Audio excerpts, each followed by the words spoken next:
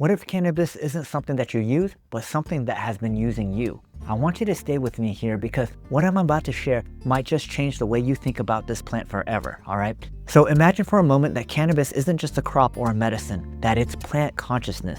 It's a living being that's been quietly guiding humanity for thousands of years, from ancient temples in India and ritual fires in Central Asia to the modern dispensaries that are currently lining our cities. This plant has never left our side. And what if that's not a coincidence? What if cannabis made a spiritual contract with humanity long before we ever had words for medicine, mind, or enlightenment? So every time you light up a joint, take an edible, or use cannabis in ceremony, you're stepping into an energetic exchange. You're not just altering your state, you're entering a dialogue with something ancient, wise, and deeply aware. And that's what we're exploring today, the spiritual contracts of plants and what cannabis wants to teach us. And before we dive in, the purpose of my channel is to take these big, often mythical ideas and make them practical so that we could shift how we experience life today and that we are all still grounded in reality. And since my channel is still really small, every time you comment, share, subscribe, or hit that hype button, it really helps these messages reach more people who are ready to awaken just like you and me. Now let's explore the possibility that cannabis isn't here to just heal our pain, it's here to help us evolve and expand our consciousness. So here's the question. If cannabis really does have a spiritual contract with humanity, what exactly is it trying to teach us? So this is what I want you to think about. This is one of the very few plants that has traveled with us through every single era, every culture, and every major turning point in human evolution. It's been medicine, it's been ritual, rebellion, as well as comfort. It's survived empires, crusades, prohibition, and now commercialization. But through it all, it keeps finding its way back into our hands. And why? Is it possible that cannabis isn't just a plant that we discovered, but a consciousness that chose to be discovered? And is it possible that it is a being that's woven itself into our biology and our story because it knows something about us that we've forgotten? Every time you connect with cannabis, there's a subtle exchange happening. Your energy interacts with the spirit of the plant. For some, that exchange feels like peace. For others, it may feel like creativity. And for some other people, it might be confusion or fear. But what if this reaction isn't just random? What if the plant is mirroring something about you, your frequency, your readiness, your inner landscape? And here's where this gets fascinating. The ancients, they never saw cannabis as just a party favor. They used it in ceremony, in rhythm, in sound, and most importantly, with intention. They understood that cannabis was a teacher, but one that doesn't speak in words, it teaches through energy, reflection, and our vibration. And here are the really big questions I want you to think about. What if the rise of cannabis in our modern world, the legalization, the mainstream popularity, the massive global industry isn't just an economic shift, but a spiritual one?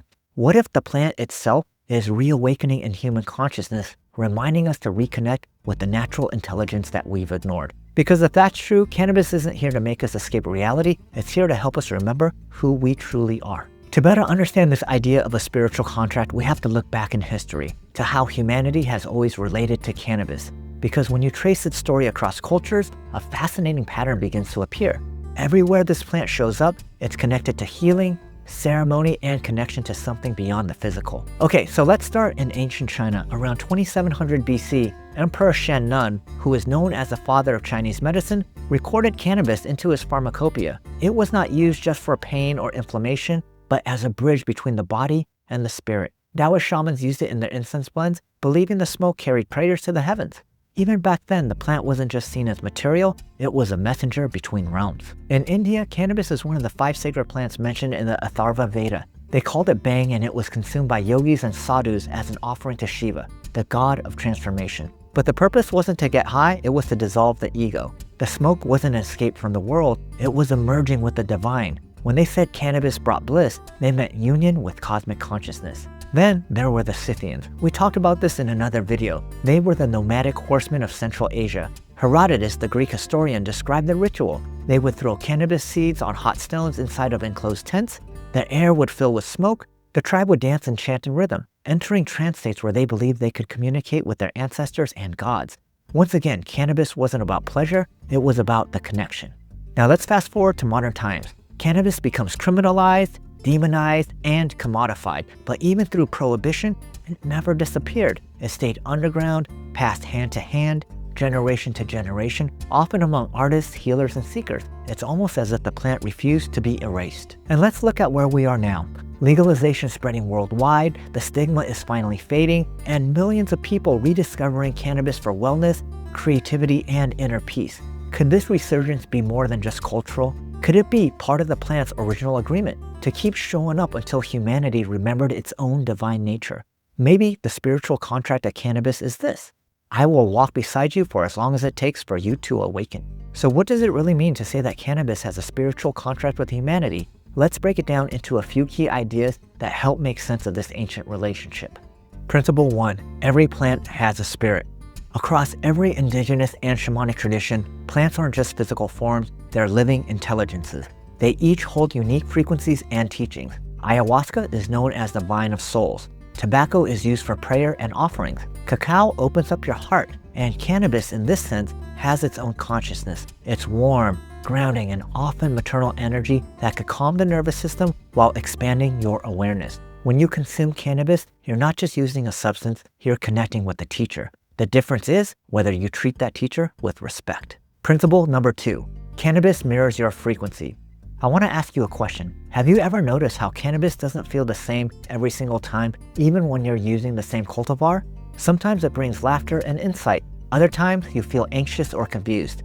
That's because the plant doesn't create energy, it amplifies what's already there. If you're calm and open, it deepens your peace.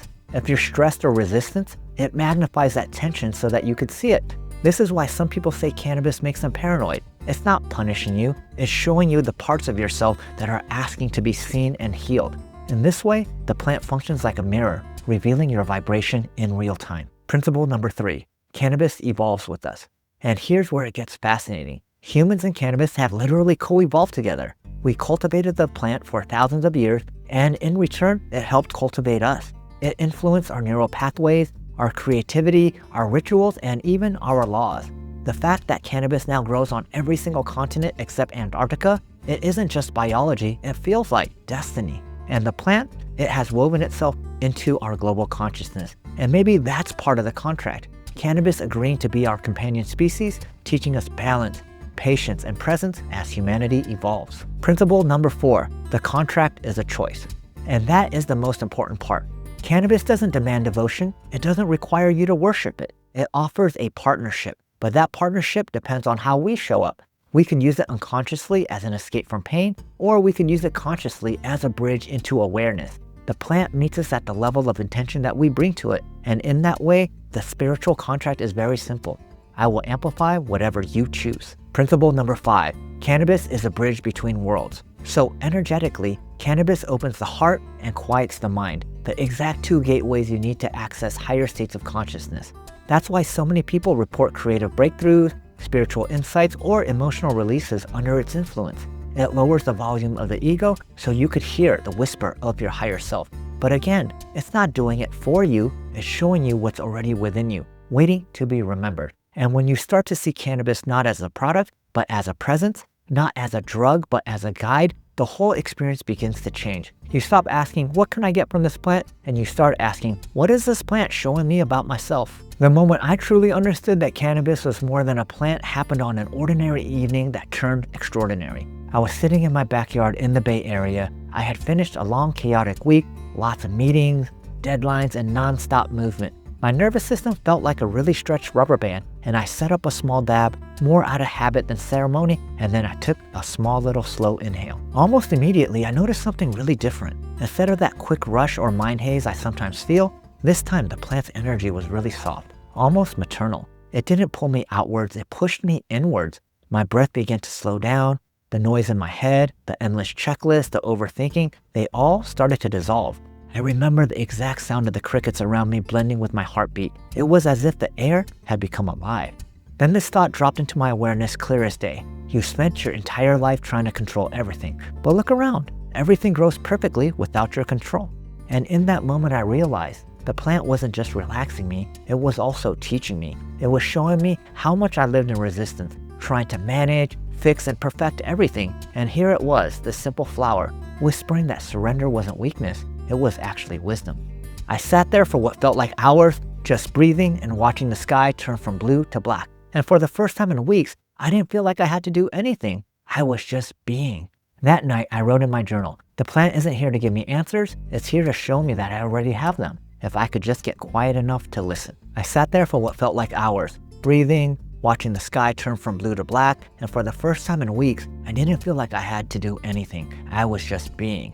That night, I wrote in my journal, the plant isn't here to give me answers, it's here to show me that I already have them. I only need to get quiet enough to listen. And that's when I understood that cannabis was more than chemistry. It was consciousness, a gentle but powerful teacher reminding me that the real medicine is awareness. So how can you start connecting with cannabis the way our ancestors did? Well, here's a step-by-step approach that anyone can try, whether you're new to cannabis or have been working with it for years. Step number 1, set an intention before you use. So before you take a bong rip, ask yourself one simple question. Why am I connecting with this plant right now? Is it to relax, to create, to heal, to better understand yourself? Cannabis amplifies your energy, so your intention is the frequency you tune it to.